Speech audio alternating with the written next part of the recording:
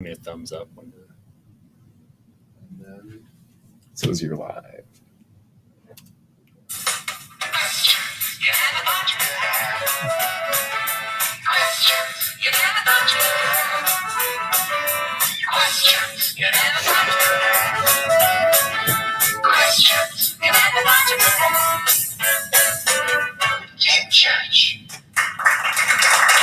Hey, welcome. So this is questions you never thought you could ask in church. And this is kind of a reboot or a relaunch or a resurrection of questions that you never thought you could ask in church. The short version or let's say description of this is ask the tough questions about God, faith, the Bible, and life. It's fun, it's deep, and it will rock your world. Wow. That's a big claim there, Steve. That's huge. Huge. So real quick, I'm Steve Wells. Yes, the host. We'll call let's go with it. Yeah. I'll be asking a lot of the questions, and then of course there is questions that you can tune in or ask as well. We feel free to. There's a number on the screen for those of you that are just listening live on the radio. It's 216thenet.com. You can tune in. But otherwise, it's 815-314-0363. Again, that's 815-314-0363. Ask any question ever. And Ever. It doesn't even matter. But the person who's going to be answering these questions is my good friend, Pastor David Gaddini. And my other good friend that's here is Andrew Metcalf, which he will not answer any questions. Nope. Unless we ask him to. So, I don't know. I think Andrew has to get at least one question per round. I'm here just for the jokes and commentary. You know. I have a question. Are you single? Ooh. We're starting off right away. Yeah. So anyway, Dave, you want to give us just maybe a brief, well, you know what? Let's not do that. Let's go right into a question. Let it speak for itself. And so I got to get something deep. These are questions that have so for those of you that don't know, Dave and I, actually all three of us, we're part of a church called Fellowship of Faith. It's in McHenry, Illinois, and you can check us out on Facebook, take a look at it. But we've had this series just the last month, and it was basically questions you never thought you could ask in church. We had so many questions that we couldn't get to them all. And so we were like, well, you know what? You used to do a podcast or podcast in the past. Yeah. Mm-hmm. Let's resurrect that, because I think in today's culture, we have a lot of questions, a lot of things that are maybe some misinformation, some unclear things, stereotypes, questions about end of world, you name it. You name it. I mean, over the years doing this, I mean, it's always blown me away how many questions people have. That's often based on something they picked up from grandma or an assumption that they've made or something they've read in a book. And when it comes to religion, there's so many strange sources that you can get your information from, and knowing what's credible and what's not, or what tradition or what background or what point of view it's coming from. And I mean, it's the silly questions, the absurd questions, the complex questions, deep, simple. One of the best questions I ever heard someone ask is like, now that Exodus guy, who is he? Right? And if you don't know the joke, who's listening, Exodus isn't a guy, it's a book of the Bible. I mean, just someone didn't know. And he asked, but other people asking questions, like you said, about, the problem of suffering or deep and personal things that they're facing or existential questions about God, comparative religions, Christianity, the Bible, how it intersects with life. I mean, you got it. You ask it. Yeah. We'll go there. And man, the questions that, church should be the very place where you can go to ask a question about God.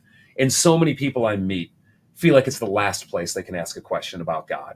Like somehow they're going to be judged, or they're going to be ridiculed, or they're going to single themselves out, or they feel stupid about it, or they feel like they're the only one who would ever think of this kind of thing. And that's never the case. I mean, man, if you're not asking questions and you're pursuing a relationship with God or anywhere in your faith, I mean, I kind of have to pause a little bit and go, why not? What's getting in the way? Because I worry and I fear that it's more coming out of a place of fear, or a place of insecurity, or a place of inhibition. Maybe you don't want to know the answer, or you hope you know the answer, but you don't want to get it clarified. So. Yeah, how many times has that happened, right? Yeah. Where it's like you'd almost rather stay in a low-grade anxiety than get something confirmed that you think might be the worst. Yeah. Right? Yeah. But this is a place you could ask it. And, and I don't see these ahead of time. I'll get these anonymously live from you as you text them in, or ones that have been submitted beforehand that Steve and Andrew are going to give to me in real time. And I'll just do the best job I can to be as transparent and straightforward. The reality of this is we have an hour, so between conversations and explanations and whatever it is, of course, we're not going to be able to get to them all. So if we do not get to your live question today, well, then we got next week. We got it in the mailbag. We'll have a backlog. Yeah. You got it. So anyway, before we get going, I know that we're being broadcast pretty much all over the world.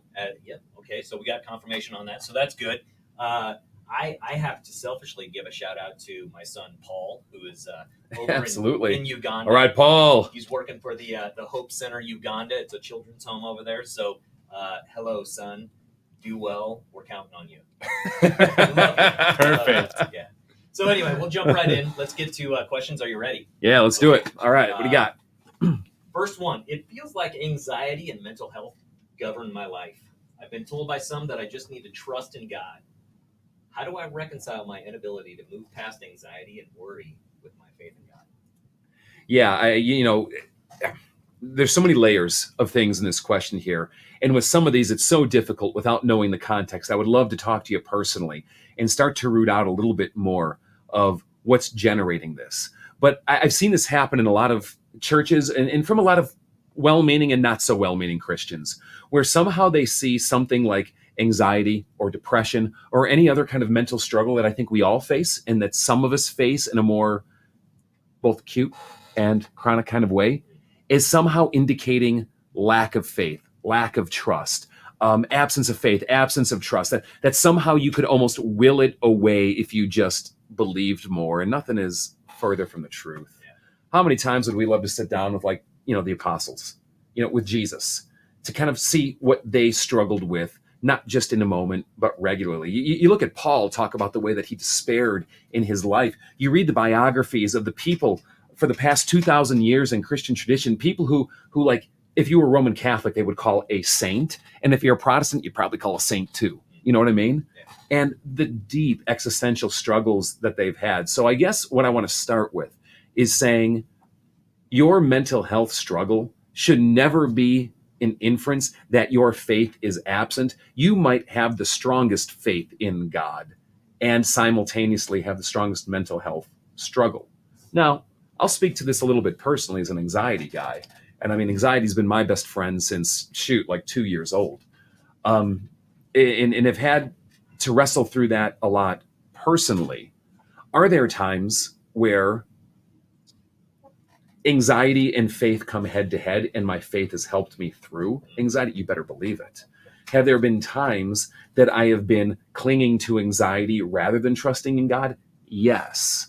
But the very presence of anxiety or depression or whatever it might be shouldn't be seen as antithetical to faith. Sure. Am I kind of hitting the spirit of this from what you're reading there? I think you are. Okay. And not only that, but I think sometimes with people too, there's people that are maybe diagnosed, right, with maybe some sort of mental health issue, or bipolar for one. Sure. And I know that some Christians are like, you know what, I need to struggle through this by myself. I don't need to go get a doctor. I don't need a prescription, because that's not then dealing with it. That's masking it. So what are your thoughts on that? Go see a doctor. Go see a counselor. If you need a prescription, use the benefit of what we've discovered in this world to help you through. Yes, I know some people are afraid of addiction issues. I know some people are afraid of dependency issues. And I think some people do over-medicate and use medication as a crutch to dealing with their issue. But if you can use them in a holistic way, in tandem with each other, to get through hard times, no, I would not rule any of those things out, but definitely don't suffer alone. Yeah. Start talking to people who have been down that road, someone that you trust, someone that you respect, someone who has experience in this. It could be a counselor, it could be a pastor, if he's coming from the right, perspective. It could just be a trusted Christian friend or someone who has wisdom in their life that's been down this path. Right. Yeah. Don't suffer in silence. No. Reach out. All right. Good. Andrew, anything else on that? No, I think that's good. Let's go to the next one. A little bit lighter, maybe. All right.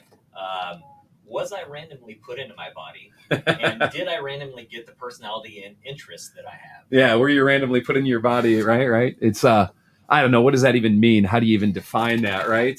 Look, I would put it this way, because this is a podcast where we're talking about the intersection of faith and transcendent beliefs about God, and especially Christian beliefs with life. I'm going to be coming at it always with the assumption that that's the underlying current of what the person is asking.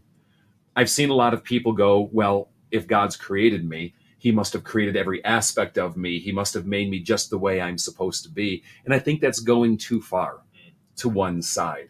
I think there's amazing freedom God gives in this world for the influence we can have on ourselves and from all the external factors, parents, genetics, siblings, friends, life experiences, in shaping our personalities.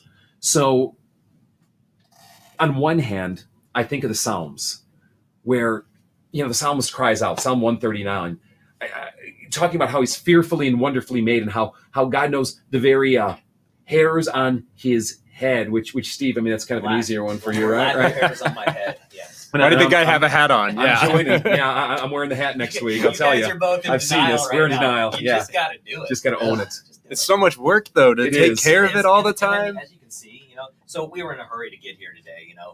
We did a garage clean out at church, and like Andrew said, let's not ever do that before the show because we're literally flying out of the garage. We're driving to my house. I'm taking a shower. Dave hops in. He's like, hey, I live 20 miles away. Can I come over to your place, take a shower? Yeah, absolutely. Okay, let's go through the show questions. No, we don't have time. So let's get to the studio and actually go through some of the questions, which we never did, which is okay. Yeah, and on the way here, I text you going, hey, what's the address to this place? We didn't even know what the address was. We had no clue. But you know what? It's fun. But anyway, my point was, when you're in a hurry, and you're shaving your head, you get nicks on your head. You cut yourself all the time. Yeah. We were at a softball game the other night. Lexi was telling me, hey, your head's bleeding. No, I had no clue. But I was, again, in a hurry. It's the stigmata, man. It's coming up. So let me get back to this on this question here. At one hand, God's omniscient. And what that means is God knows everything, including the future. God knows who you are, who you're going to be.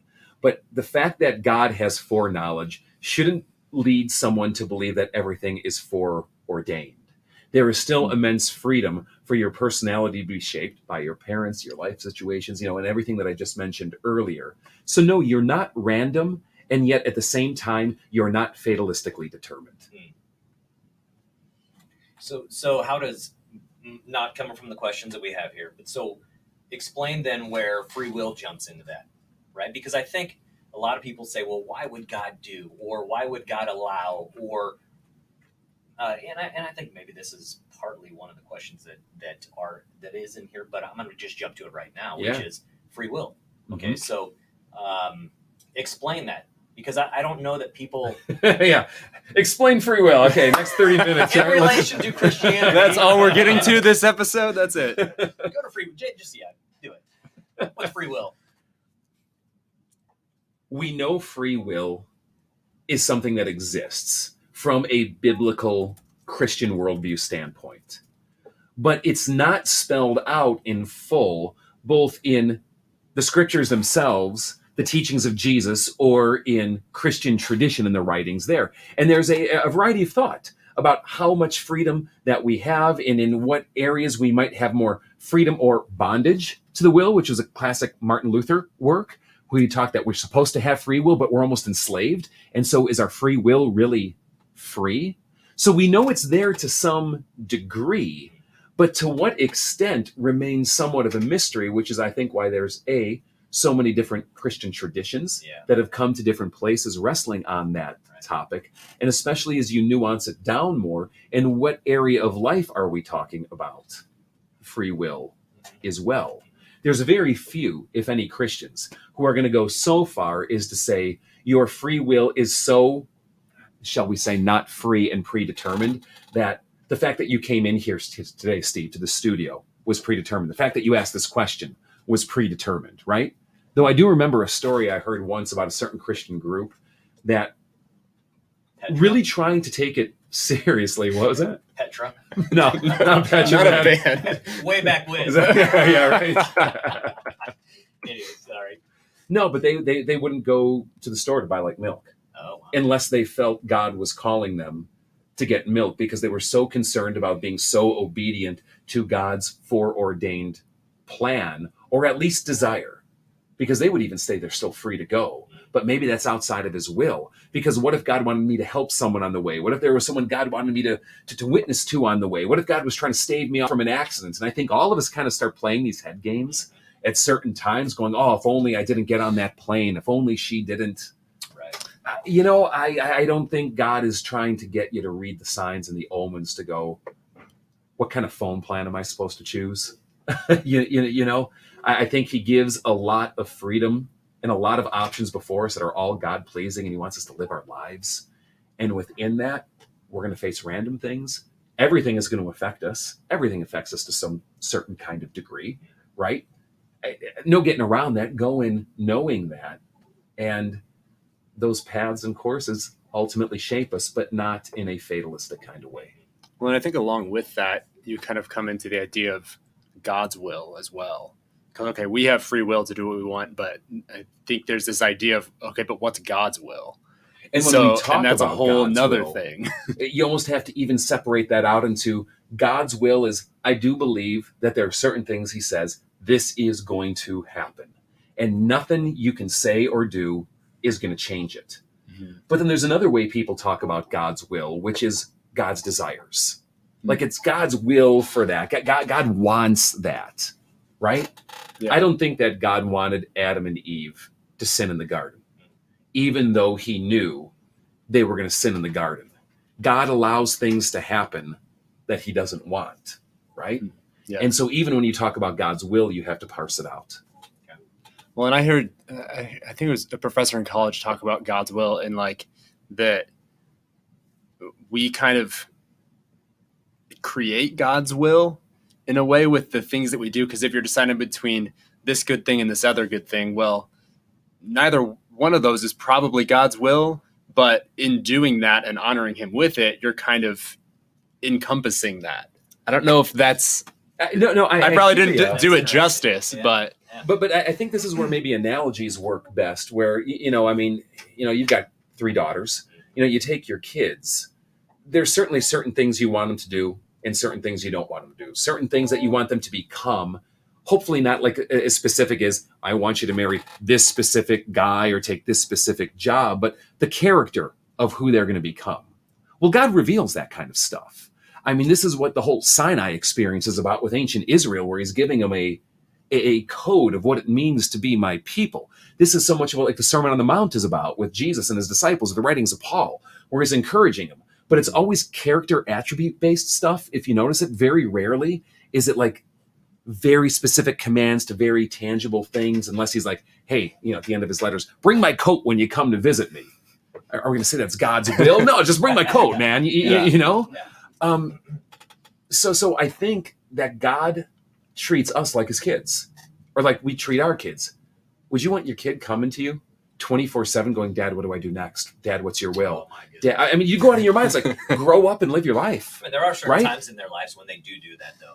And Andrew has Sometimes, experienced yeah, this, Not but yet. when they're little, Right. yeah, they're going to have the free will, to go do whatever they do, and sometimes it pleases you, and sometimes it doesn't. Right. But I remember certain times in my kid's life where it's just like, quit asking me questions right now. Just go experiment and find out for yourself. And it's okay. Yeah, totally. And even if you break something, it's okay. You're probably even going if you to. ruin this, I'm all right with that. Yep. We've kind of done a cost and safety assessment here, and yet I think God courts danger more than we do with our kids.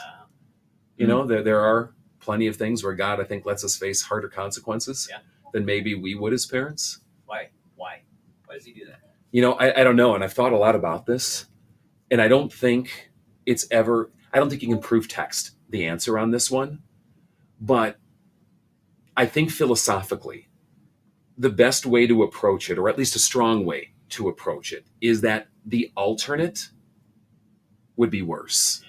So if God was to limit more our freedom and the consequences that our poor choices bring, or the poor choices of others bring, as horrific as those might be, if God is fundamentally good, I think the only recourse you really have is that if God was to, shall we say, orchestrate the universe differently, the end game of that would be worse than the problem of suffering we face now. And that is not in any way turning a blind eye or trying to soft pedal the degree of suffering we face. But it does, for me, put in stark contrast the possibility of how bad an alternative might be. Sure. And that kind of alternate reality. Yep. Okay. So you find yourself trusting God, going, you've set it up this way for a reason, as someone I have to trust as being good and powerful, and yet you're allowing this, and not because you're disinterested, not because you're uninvolved, not because you're callous, not because you're stern, but somehow you're good, and in your plan, this is the best path for goodness. I think as a father, I can understand that. Yeah. Okay, can I geek out on you? Go ahead. All right. Yeah. So, like, I know, Steve, that you go home and watch these every night, but the Marvel Cinematic Universe, right?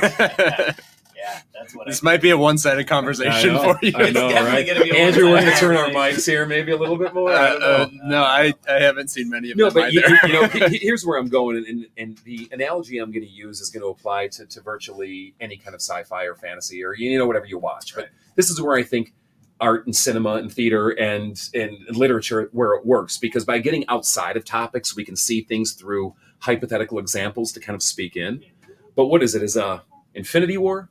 Remember Thanos snaps and everyone disappears and they're fighting at the end. Okay, do you remember kind of leading up to this? Of course you do. This is one I actually did see. Okay, I'm out of this now. now. I did not know that there was this whole prelude up to it, though. So, yeah, you didn't watch the other 1,800 movies. And now I feel a little bit like I got ripped off. Because I know what the end But it was your choice to not watch the other one. You dishonored God, Steve. You dishonored God and His preordained path. Moving on. No, but here's an analogy that strikes me, because I live and swim in that thought world where Doctor Strange, in looking into the future, computes all possible scenarios of how this is going to play out with Thanos.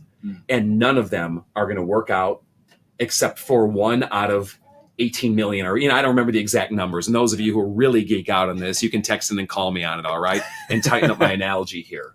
But he foresees all ends, and he doesn't explain himself. He doesn't have time to talk about it. He just, boom, disappears, and it looks like he abandoned him.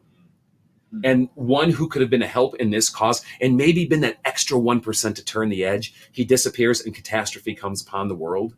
But if he didn't do that, the end game, which is literally what the next movie is called, I think, the end game would not have turned out favorably. Any better.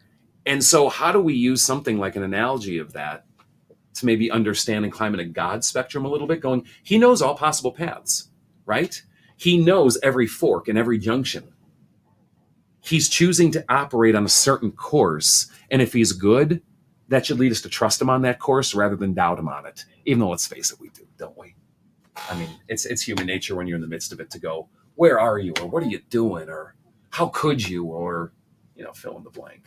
So my mind went to creation on that. Why? Here's why. Yeah. Because in the grand scheme of this whole series, right, and then the end game, you had to have a creator. Right. You had to have a writer. You had to have someone who understood beginning to end what they wanted it to look like. Yeah. So let's go into creation then. Okay. All right. Okay. You got a question? Before we do that, I'd read the number again, 815-314-0363. So you can send a text in there. Definitely from the United States. I'm not sure how it works internationally, but then we'll get your live question from you. Yeah. So. Yep. Okay. Creation topics. Ready? Okay. There's always the creation questions. I know. I know there's one in here that people were very bummed that you didn't answer in service. So okay. I'll get to that one. Great, But fantastic. The first one was, were Adam and Eve the only people created without being birthed? And if so, how are there different races? So it's interesting the way that's asked, without being birthed.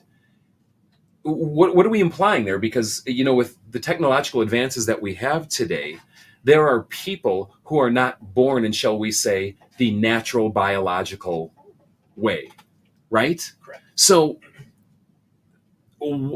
is the question here, given that it's coming from a creation topic, is were they the first human beings that were kind of created by God to take the Genesis story like out of the mud and like breathed into, and Eve's kind of ripped out of Adam's side, that kind of thing? Or is the question different? It's a little bit tough for me to answer without knowing, Right. but I'll get to the race one in a minute. Okay. But there is actually a diversity of thought with how to best interpret the creation stories of Genesis. And I'm speaking from someone who takes the Bible very seriously, and I'm talking of a diversity of thought and people who believe that the Bible is the inspired, inerrant, infallible Word of God, that they're trying to say, this is true, but we want to make sure we're being accurate to the text. And here's kind of the fly in the ointment. The Genesis 1 and 2 creation story clearly show Adam and Eve being created by God. And shall we say the beginners or the heads or something of the human race, right? But it's very interesting that when you get a little bit deeper into the Genesis story, and I'm talking like Genesis 3 and 4, and you see that their first children are named. You have Cain and you have Abel and you have Seth. But even before we get to Seth, you have Cain and Abel named. Now, just because they're the only two named doesn't mean it's the only kids that they had. I mean, the first command in the Bible is be fruitful and multiply. So let's just kind of assume that Adam and Eve probably had more kids and more was going on here, especially in a pre-birth control era. But you have Cain who kills Abel. God calls Cain to the mat. He drives him out, and Cain freaks out and he goes, what am I going to do? People are going to kill me.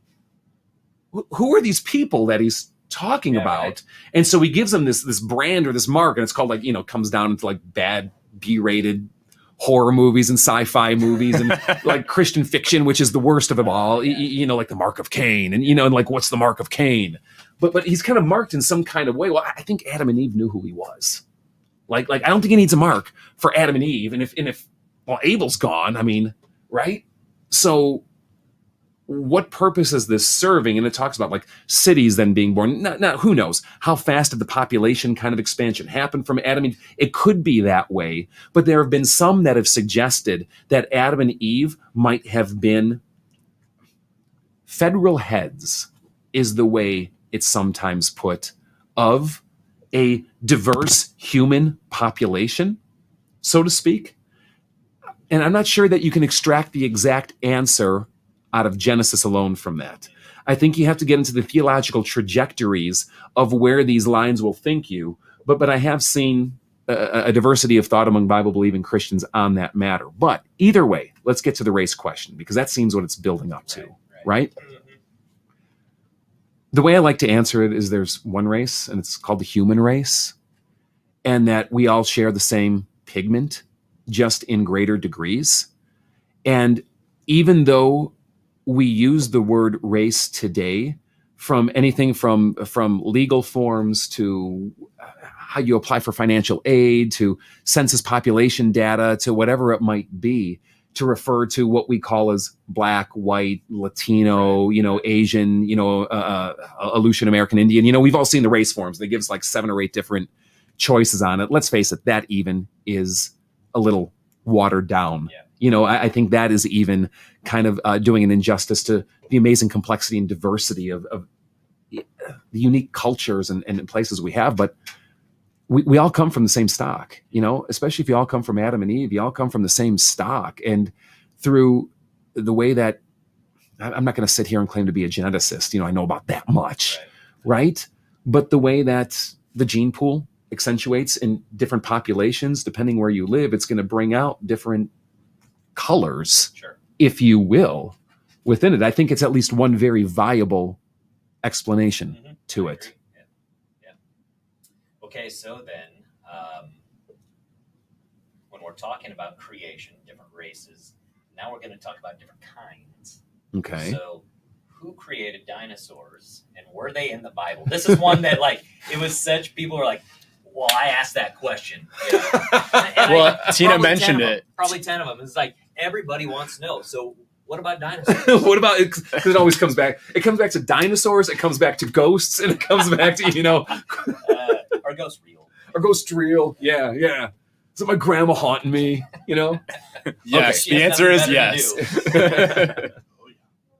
Did God create dinosaurs? What I'm going to do on this is I'm going to answer very quickly, and then I'm going to kind of back out and explain it. Yes, the Genesis story talks about God as being the creator of the animal kingdom. Now, does that mean that God created every breed of dog? Absolutely not. But God created, Genesis uses the word kinds, the major groups.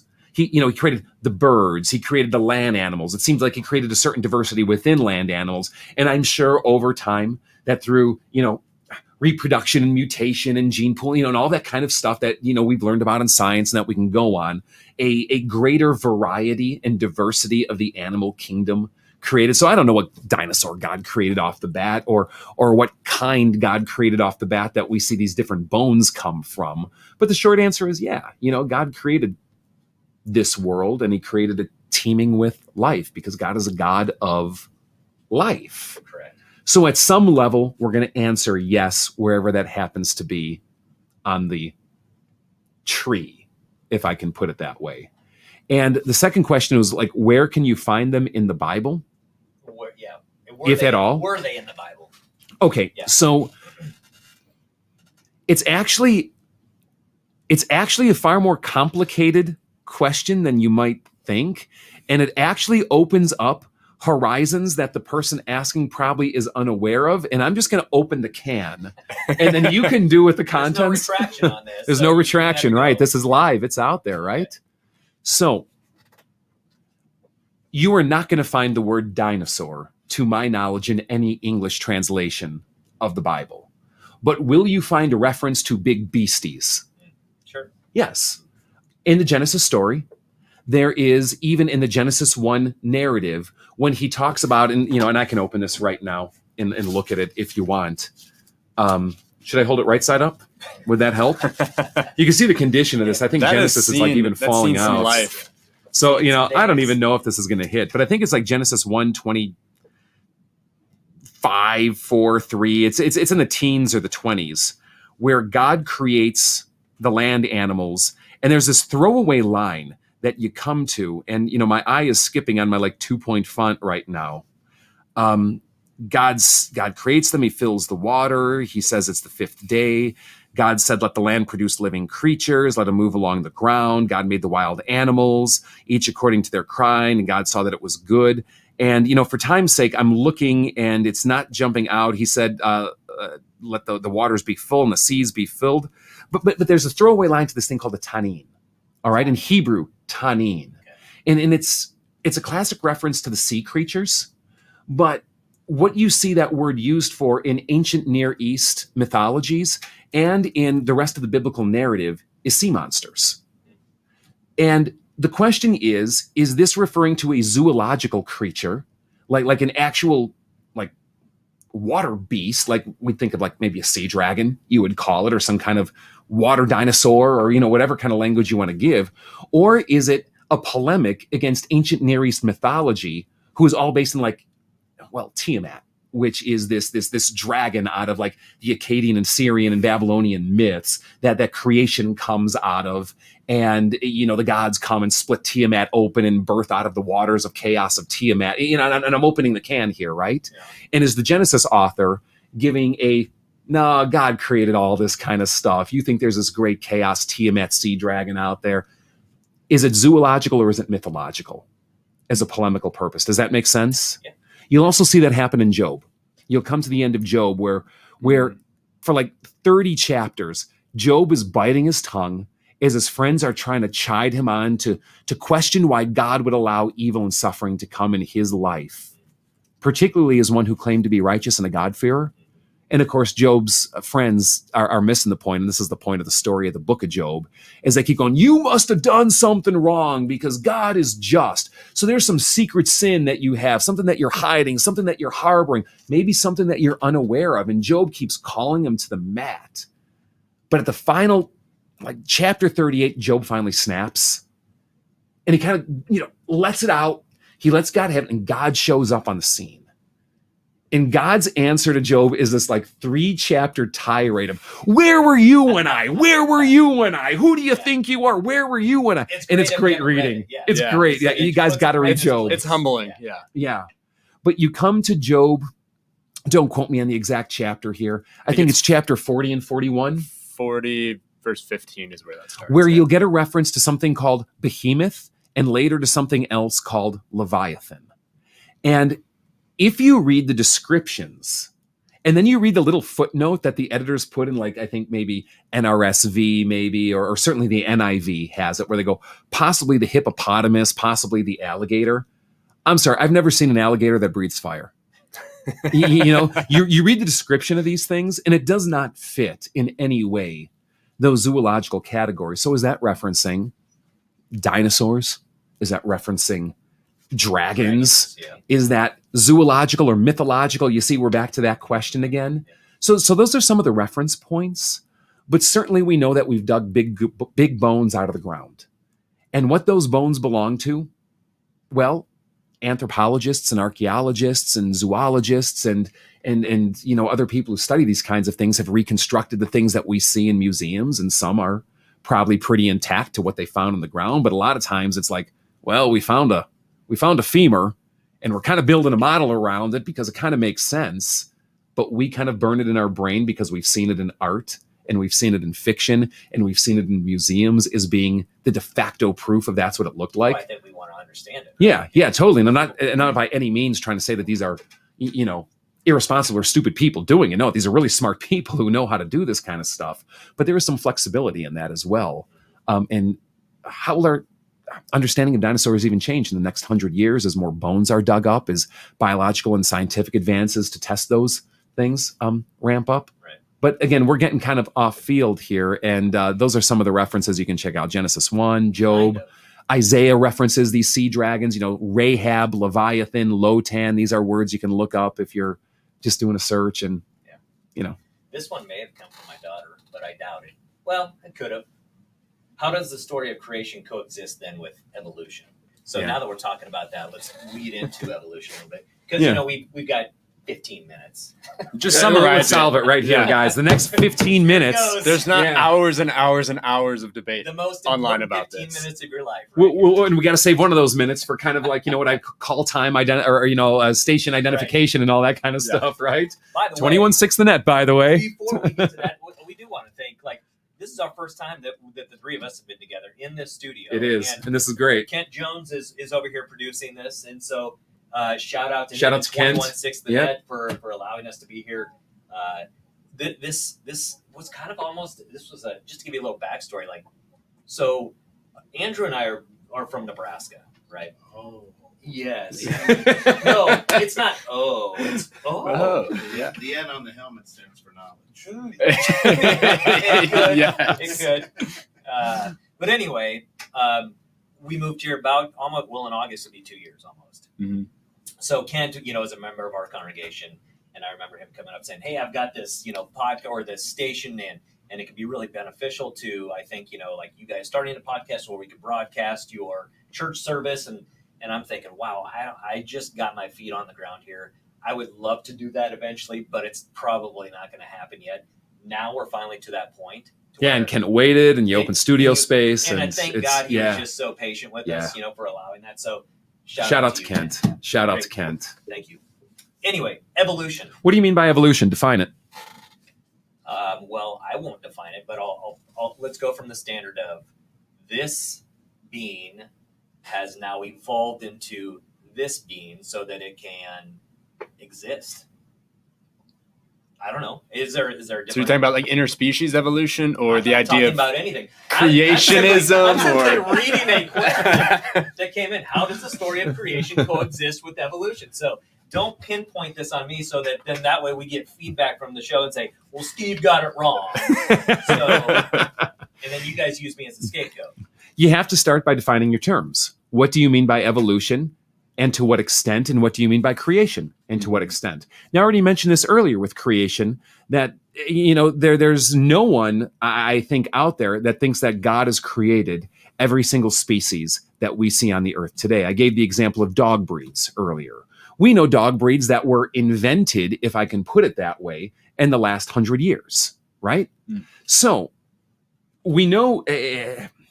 when I say we know, what I mean is that from a Christian perspective, there is a cardinal belief that at some level, God is the creator of this world and all that exists, and that it got started from God. But to what degree evolution has carried that forward, again, there's a diversity of thought on this and a lot of debate. There is a lot of room for coexistence in very literal terms between creation and evolution. But the problem comes in when you start talking about the worldviews that people import into those terms. And sometimes those worldviews are based on conjecture, speculation, bad science, bad theology, or bad presuppositions that force you down certain tracks using good science or good theology, but launching from assumptions that are faulty to begin with. So, personally, I would say I think there is plenty of room and plenty of evidence for the ability for species to mutate, to reproduce, for in those mutations and reproductions, for the classic survival of the fittest scenarios to play out, for certain strains to kind of die out or over accentuate and to continue to build on and change and develop. I mean, we've just seen this with the coronavirus, right? It's a new mutation, and viruses are mutating all the time. We got the Delta strain that's already mutated right now. So we know that there's a place for mutation, but the question is, how far will that take you?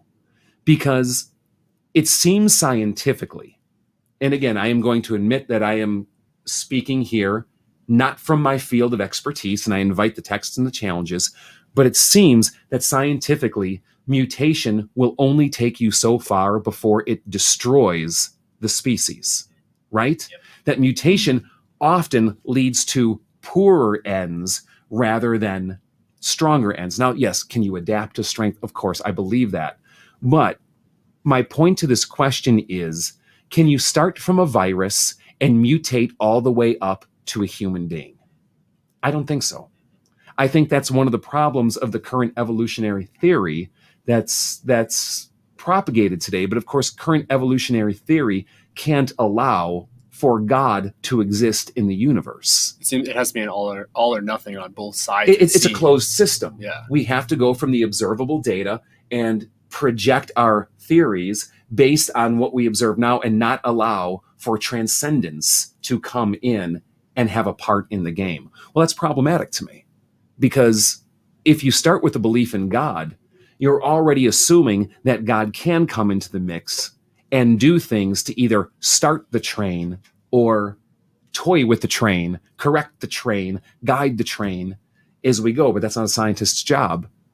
But we want to understand, right? Right. Yep. So it's a very good question.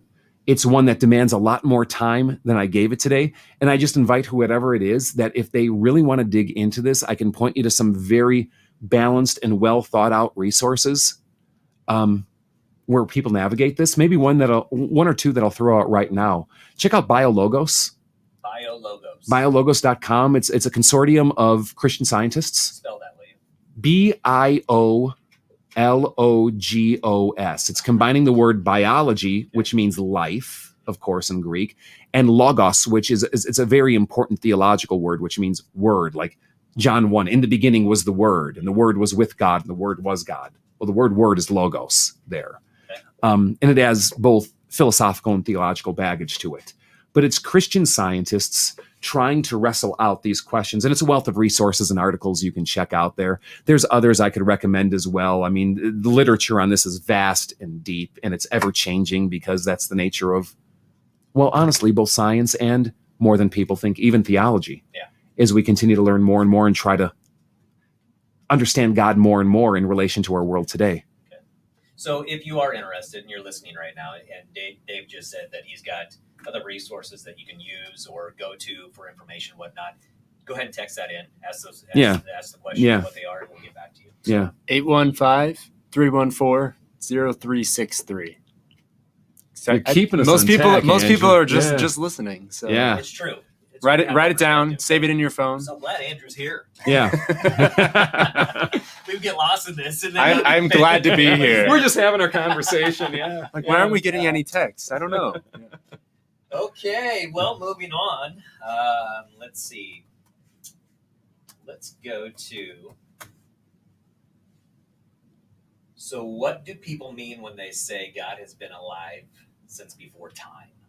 I mean, without knowing those people, I have no idea what they mean when they say it. Yeah. It's an odd way of putting the question, but Christian theology will say God has always existed, so that he's existed before what we think of as time, that he doesn't have a beginning. What they mean, or what I'm assuming is meant by this statement, is simply that God is eternal. And that alone is that's a mind blow, because how does that exist, especially as we think so linearly on time? There's beginnings, there's ends, right? There's progression. God always is, always was, and always will be. That's basically the definition of eternal. And my bet is that's what that's getting at.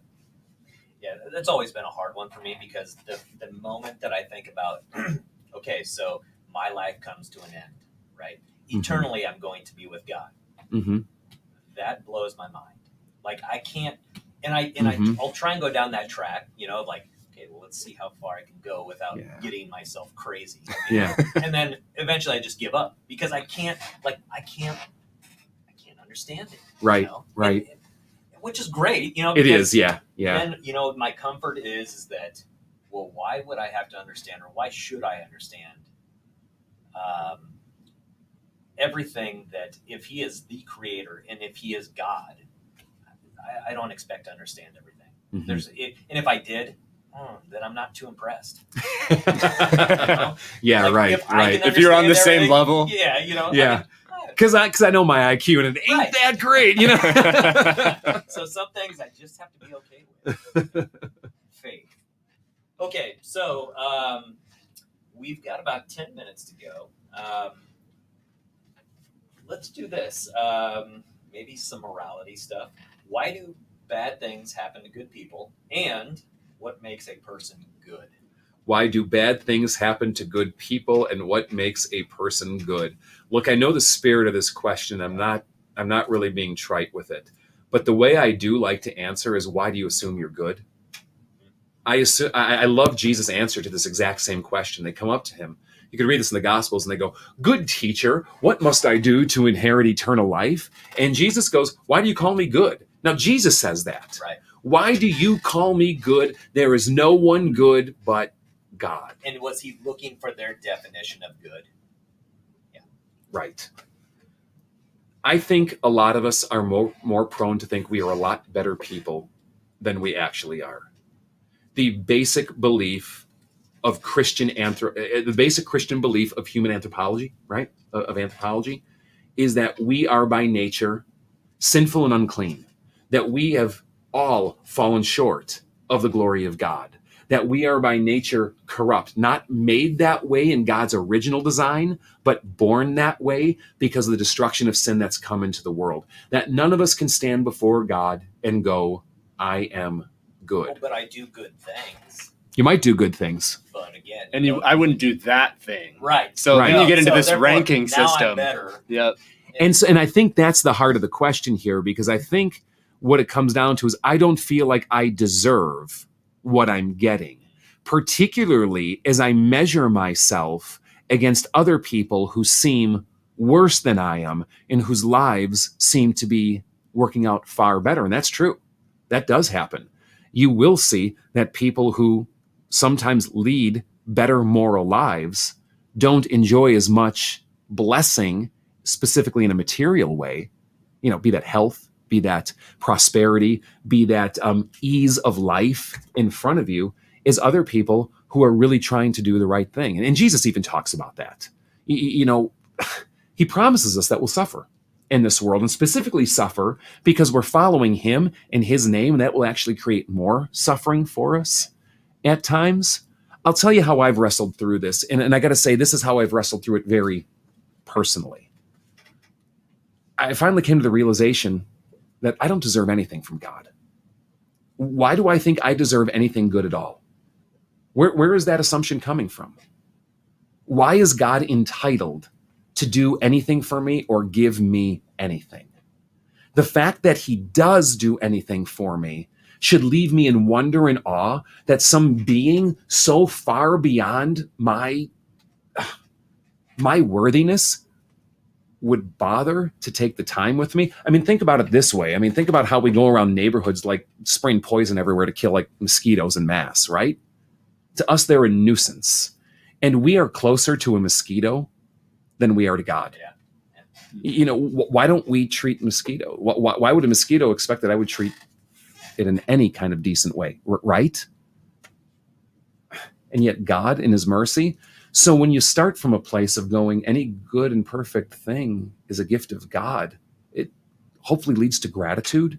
Now, does that mean there is an injustice in the world? No, absolutely not. And does that mean that God doesn't want us to speak into injustice in the world? No, absolutely not. He does, because he wants his world to conform to his will, where people are blessed, where people are treated rightly, where people are finding alleviation from suffering. But he leaves it to us in many ways to govern this world according to his will that he would hope, to speak into that. No, but it is. I mean, so the question again, why do bad things happen to, quote, good people? Well, bad things happen to people, right?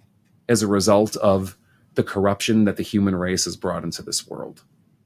And that doesn't mean that what's happening to you is some kind of punishment from God because of something you've specifically done. No, sometimes we're just catching the flack, you know, and the collateral damage of other people's decisions, maybe even multi-generationally, maybe people that are long since dead and what they've done in this world. And it's come, sometimes it's random fluke. Sometimes it's just wrong place, wrong time. Those are tragic things that happen in this world. But God calls us to seek him in that. What was the second part of that one? And what makes a good person? A person good? God. Yeah. God. By my own will and volition, I can never become good by God's standards. You got to start with your metric. Not good works. Yeah. Yeah. Because even our good works, they're good. But are our motives ever pure?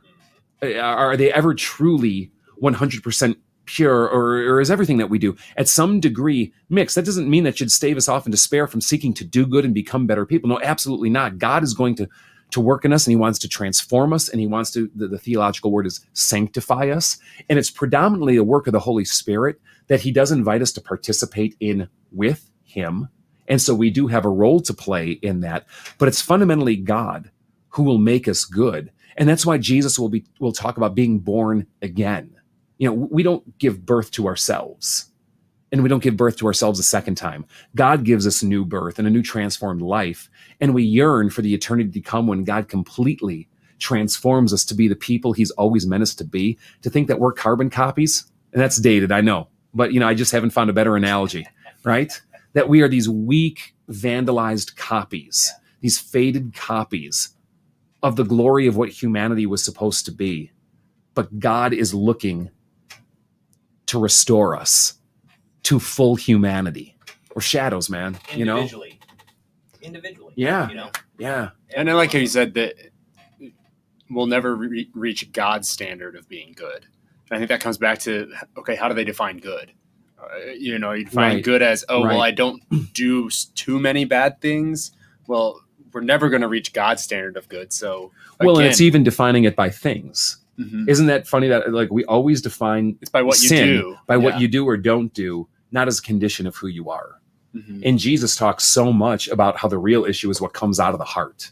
You know, Mark chapter 7, I think he gets into this big where it's out of the heart comes immorality and idolatry and greed and hatred and violence. These are things that are innate within us that come boiling out based on your personality, the situation you're in, the pressure that's placed on you, the choices you make in a variety of ways. But we all carry the same bad DNA, if I could put it that way. Yeah. Well, time. What do we got? 6 minutes. The clock is off. We need a new clock in here, and we'll purchase it. Well, let's do this, Steve. Yeah. If you got another question, maybe a quickie that's burning there, we can hit it, and I'm happy to. Okay. But maybe this is just kind of a chance to go around and introduce ourselves a little bit. I mean, you've been out here in Illinois from Nebraska for 2 years. Give us your story, man. Oh, my. we have three of us, only 6 minutes. I know, that's gonna be so hard for And me. depending where you go, we'll go to answer next. Well, I Yeah. have to tell stories, so so this is going to be a difficult one. But no, I born and raised in a little town. Well, I was born in Lincoln, which is the capital of Nebraska, but I grew up in Eagle, Nebraska, which is about 10 minutes east of the capital. My wife, been married to her for 20 years now. 20 years this year. All right. Yeah, and we have 3 daughters, 25, 24, and 14. I am a grandpa, which blows my mind. Yeah, right. I know kids like, what the heck? Yeah, grandpa. But you know what? She's like the cutest little girl. Another girl. So out of all the grandchildren that my parents have, we have one boy. Poor kid. So it's like he's surrounded by women. Family women. But anyway, yeah, we moved out here. I am the worship director at Fellowship of Faith, and so in charge of music. And if you tune in on a Sunday, you'll be able to see, hear, be part of the Word, and join us in worship. So that's the very, very short end of my story. So I'll let Andrew have the next 2 minutes. All right, Andrew Metcalf. I'm Andrew Metcalf. I also moved here from Nebraska, which I was working there after I went to college there, but grew up in St. Louis. And yeah, I'm the technical director at the church. So everything AV and production and all those types of things. So it's a very involved, complex world, and it's kind of a catch-all, which I enjoy because I like doing all of the different pieces of it. So yeah, I've been here about 2 years and loving living out in this area. So Awesome. And now we got a chance to get you behind the mic and in front of the camera. yeah, and they Yeah, forced me right? to be on camera. I enjoy being in the background. You got a face for everything, radio. so. It's nice. She's got a face for radio. Yeah. But you know what? This is polar opposite of what you're used to. Yeah. You Oh, are absolutely. totally behind the scenes, and there's sometimes when we'll all be on vacation or have to go somewhere, and I'll ask Andrew. Yeah, and you pinch hit, and then you're to natural. sing and lead Yeah. a band And I always try and get whatnot. out of it. So Is there no one is else there that can do nobody this? else? Yeah. No, we have a lot of cool people, so it's been interesting being here, and you know what, for everything that Illinois has to offer, which you name it, it's great. It's a great place. It's just there's some things that need to be corrected. I'll leave it at that for another episode. Pretty much. All Pretty right. much. All right. Pretty much all through America, I think. Yeah. I think most of Illinois would agree with you. I think so. All right. Well, And guys, you. this. Yeah. Okay, me. So, Can't get out of this. Right. David Gaddini, I'm pastor at Fellowship of Faith. I've been there this craziness, 18 years this fall. Wow. That's And, more than half of my life. and it's something that was, right. And as a church that was a church startup. I didn't start the church, but I kind of came in very early into the church's history when they found themselves in a vacancy and just trying to find direction again and cast their identity. For a lot of church planners, you're there for a few years. And even going in, we didn't go in saying, oh, we'll be here a year or something, but we thought it was going to be a shorter term gig. And, we just 18 years later and love it. And fantastic place to be. It's been a great blessing. I'm the only Chicago native, though. Yeah. Illinois native that's here. I grew up in Chicago and then did the suburban hopping. We were in Denver for a while, St. Louis for a while, but landed back this way. And But you know what I love about you, the personality of Fellowship of Faith, is that it kind of was bred out of some things that were not healthy within a church. church right? trauma, Church trauma, which Yeah. I think the yeah, majority of Christians have probably experienced. some level of church trauma. And and I already am seeing this in an episode coming down the pipeline, whether we do this next week or a few out, where maybe we just Totally. devote an episode to Yep. church trauma and what to do in the midst of it and how to heal through it and what does it mean and doesn't mean. And So Yeah, if you're absolutely. out there and you've been burned, you've been hurt by a church, don't give up. Anyway, we got to Yeah. go. So thanks for joining us today. yeah, Ken, thanks for having us. Yeah, there's And, questions you never thought you could ask in church. I know we've got a mailbag filled with unanswered questions. We'll get to them next Wednesday. It's every Wednesday, 12:30 p.m. We go live. You can catch us on podcast afterwards if you missed the live recording. Text your questions in to 815-314-0363. We'll let them sit there until we come up to the next week. I won't see them ahead of time. Steve and Andrew will have them. We'll do the best job we can to answer them as honestly, sincerely, and straightforwardly we can in real time on the spot. Thanks for tuning in. God bless, and we'll catch you next week. See ya.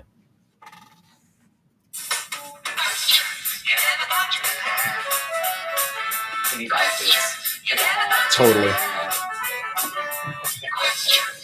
The TikTok dance. Huh? TikTok TikTok dance. dance. We need some dancers. Yeah.